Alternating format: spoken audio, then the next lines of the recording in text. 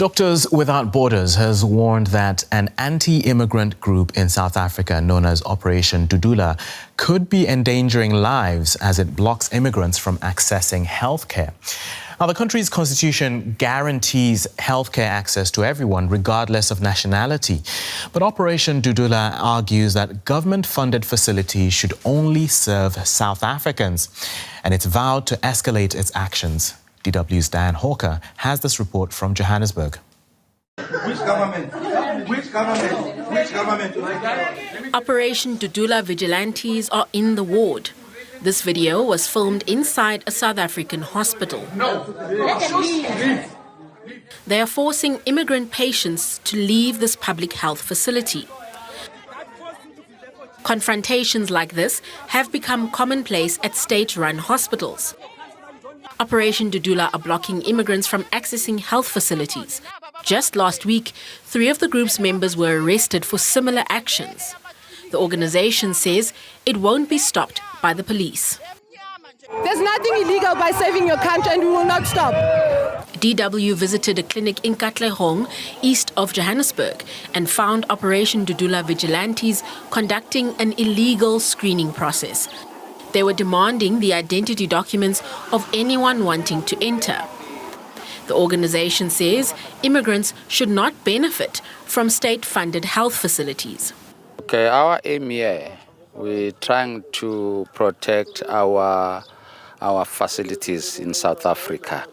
We're coming to check the people that are coming in the clinics is original South Africans, or they've got a legal document to be in South Africa. This woman showed her Mozambican passport, and Dudula vigilantes refused to allow her in. The security at this clinic aren't doing anything to stop these ID checks. They say it's not part of their job description. The presence of Dudula implies that anyone who can't produce identification isn't allowed into the clinic. But to be clear, there's no official government policy that says anyone has to produce identification before entering a health facility. And the South African Constitution is very clear that everyone has a right to healthcare regardless of nationality. I challenged their regional convener with the text of the Constitution. Everyone has a right to access healthcare services. Yes. Everyone. Yes. Including, then it continues to say, including reproductive health care. Right? Yes. Now, what do you say to that? I said, they say everyone, except the... No, there's no except. Okay. If they say everyone, you must understand here. If you say you're talking about the everyone, the South African, No, it's not talking about South African. It's everyone. Everyone Let's go to, is open. Yes. Everyone is Let's open. go It doesn't say every South African. Yes. It says everyone. South Africa has become a hub for immigrants from other African countries seeking better opportunities. Some immigrants have made South Africa home and have had children here. I'm afraid about my baby not getting immunization. What's gonna come? You see, and we don't have money to go to the private clinic because it's too much expensive. Some South Africans are concerned about Dudula's actions. Some people are really sick and they don't have money. They need help. So what will happen if someone dies there? Doctors Without Borders warns of a pending health crisis, saying many of those being denied care suffer from chronic illnesses like diabetes and HIV. While the South African government has condemned the action, rights groups argue that more needs to be done. Without the police intervening, it does mean that they are colluding, that they are witnessing unlawful acts and are not taking any action. And Operation Dudula is promising to step up its actions. It plans to enter formal politics in the near future and says it will start targeting immigrant children attending state-funded schools in 2026. Now, the government's been in the spotlight over its inability to contain the situation. I spoke to Foster Mohale, spokesperson for the South African Department of Health, and asked whether his office shouldn't be treating this as a major concern. No, definitely. That's why what we have done is that we have informed all our provincial managers to say anyone who happens to any health facility which experiences protest actions which interferes with access to health care, they must immediately inform the nearest police stations, the commanders, to ensure that they deploy the police to the affected health facility to uphold the law, to ensure that the protests, they do not interfere with access to healthcare facility. That's why you will see in the recent actions which led to the arrest of some of the members of Operation Dudula, the police, they responded swiftly, which we appreciate, and we've agreed with them to say, please, let's ensure that there's a consistency across the country, not only in those few facilities. And we are on the same page with the police because they know the role that they need to enforce the law. Doctors Without Borders says it has witnessed healthcare workers and security staff working in collusion with these anti-migrant groups.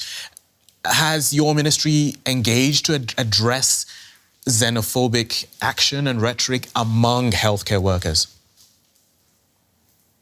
We've heard those rumors, like you are saying now, and we appeal to anyone who has got a shred of evidence which confirms or suggests that our healthcare workers have colluded with members of Operation Dudula, and so that we can be able to act accordingly. But until such time we receive tangible evidence, it's going to be difficult for us to act according to those rumors. So hence we say anyone who has got the evidence, they must share with us the evidence so that we can be able to act accordingly, precisely because our healthcare workers, they signed or they took an Hippocratic oath which says they will never discriminate against any healthcare user based on nationality or any reasons. So